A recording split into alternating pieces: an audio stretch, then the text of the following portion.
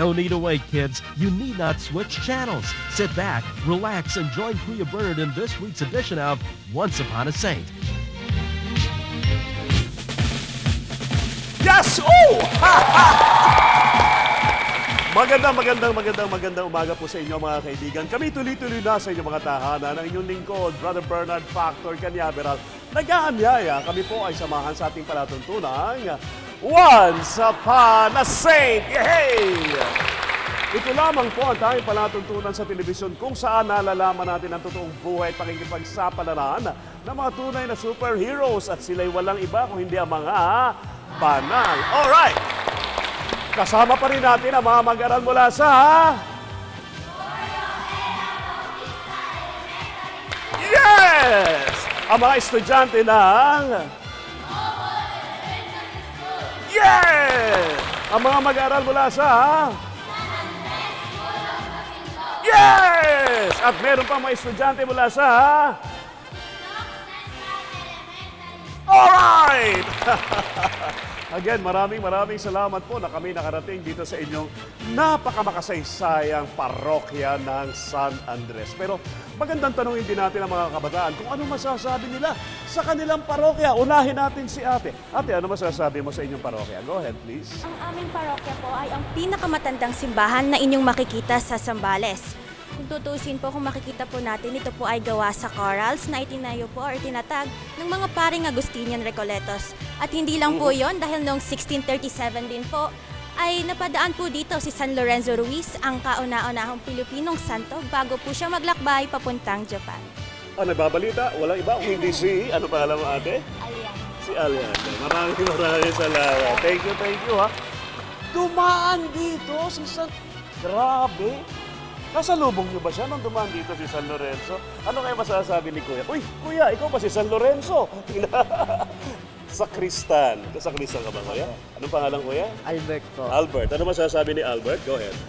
Ang simbahan po namin ay kinikilala ng National Museum bilang isang National Cultural Treasure. Treasure talaga, ha? Kung treasure yan, Albert, anong gagawin mo? Pwede bang ipanakaw itong simbahan? Palagaan po. Pangalagaan ng simbahan. Wonderful. Ate, ano masasabi naman ni ate? Binubuo po ng 13 na barangay at 18 na chapels ang aming parokya ng San Andres. At ilan ang pare, anak? Parang dadalawa lang ang pare. Ang daming barangay. Wow, kahanga po. Ha? Pero alam niyo po, itong mga bata na ito, ha, napakaganda na ginagabayan ng ating mga katikista. At syempre, sa lahat ng mga parokya, naroroon ang ating mga katikista. Palakpakan po natin si Labeng, Neneng at saka si Nene. Magandang araw po. Kumusta po sila? Ano po ang magandang araw po? Ang gaganda naman. Bababa ako ng konti, ha? Ayan, ha? Para tayong firing squad na ngayon, ha?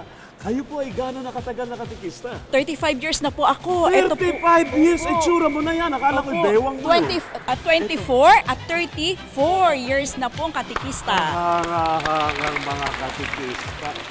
May mga sweldo ho ba kayo? Kung minsan napapagalitan pa kayo ng pare. Opo. Ganun po talaga. At dyan po kami tumatatag. Pero hindi kayo bumibitaw sa gawain. Opo, nakakatuwa po dahil maraming mga pagsubok pero sa pamamagitan nito ay lumalago kami sa aming pananampalataya. Nakikita ko nga po sa inyong mukha ang nag-iigsig kayo ng... Pero kayo po, ma'am, Nene po. Ano po yung mga biyayang natatanggap ninyo bilang katikista?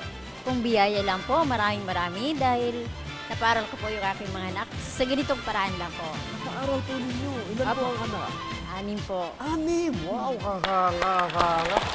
May biyaya ang pagiging katikista. Pero malaki daw po ang hamon sa ating panahon ng pagiging katikista. Opo, ang Malaking hamon. malaking hamon po. Ang pinakamalaking hamon po sa amin ay makahikayat pa po ng maraming kabataang maglilingkod sa simbahan at maging katikista rin katulad namin. Pero paano nyo pinakikilala si San Andres sa mga bata? Diba? Si San Andres ay kapatid ni San Pedro. Pedro. Sinong unang tinawag sa dalawa? Si Andres o si Pedro? Sa San Andres po. Pakita mo yan, di ba? Yung iba hindi masyadong alam yan. Pero si San Andres ang unang tinawag. Ano po? Habang yung dalawa ay, ano ba sila? Anong gawain nila? Mangingisda po sila. Mangingisda. Pero yun, ang balita ko, itong inyong lugar na ito, sa simbahan na ito, iyan yung paradahan ng mga mangingisda nung araw bago pa nagkaroon ng reclaim area. Opo, opo. Dati po yung dagat, kailan po ay Para po na. na-reclaim Opo. ano to, ha? Dati po yung dagat. So, yun ba dahilan kaya naging San Andres ito? Dahil mga mangingisda itong nandito sa Masinloc? Isa rin po yun kasi po ang pangunahing hanap buhay po dito talaga ay mangingisda. Dito po sa Masinloc.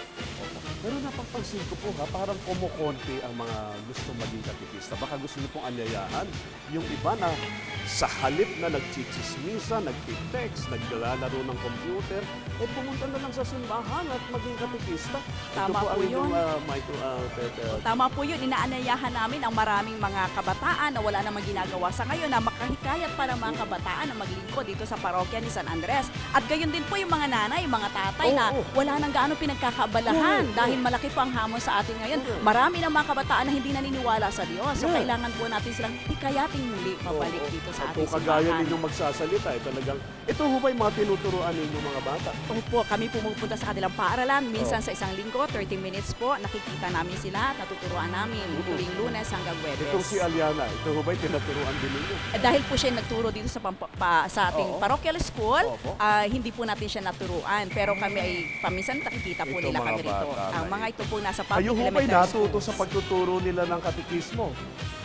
Opo, ay palakpakan natin ang ating mga katikista. Maraming salamat po. Ha? Thank you very much po. Ha? At mabuhay po kayo sa inyong mga gawain. Thank you very much. Palakpakan natin ang ating mga katikista.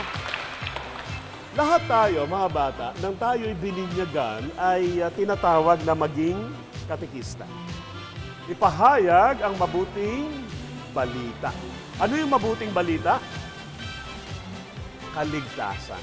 Correct? Yun ang pahalaga. Kaya mahalaga na alam natin ang ating pananampalataya, mahalaga na marunong tayong magtanggol sa ating pananampalataya. Kagaya nga ng sinabi ni Ma'am Beng kanina, napakalaki ng hamon na ipagtanggol ang ating pananampalataya. Dahil may mga tao na hindi naniniwala kay Kristo. Kagaya na nga ni San Pancratius. Ano nga siya nung umpisa? Pagano, hindi naniniwala sa kay Kristo. Ang pinapaniwalaan niya ay yung mga Roman gods. At sino yung mga Roman gods? Si Apollo, si Minerva, si Venus, si Diana.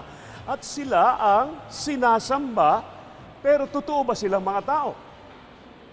Mga bata, handa na ba kayo sa ikalawang kabanata ng totoong buhay at pakikipagsapala ni San Pancratius? Maupo na tayo na mahusay. Narito na. Namatay ang kanyang tatay, si Cleinius. Paano na pag namatay ang namatayan ng bata ng kanyang ama at ina, siya ay nagiging isang ulila. Ano sa palagay niyo magiging buhay niya kung ikaw ay wala ng tatay at nanay? Kuya, ano sa palagay niyo ang magiging buhay ni Pancratius? Malungkot na buhay. Ate, ano sa palagay mo? Mawawalan po ng direksyon yung buhay. Mawawala ng direksyon. Mawawala ng direksyon. Gusto nyo bang mangyari yun? Napakalat-kalat kayo sa kalsada, hindi mo alam kung anong gagawin ninyo?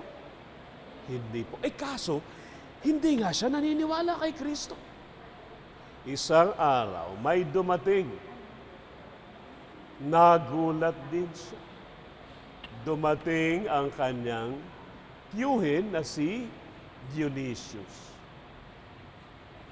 Pancratius, ikaw pala. Ikaw pala ang aking pamangkin. Ako ang tiyuhin mo.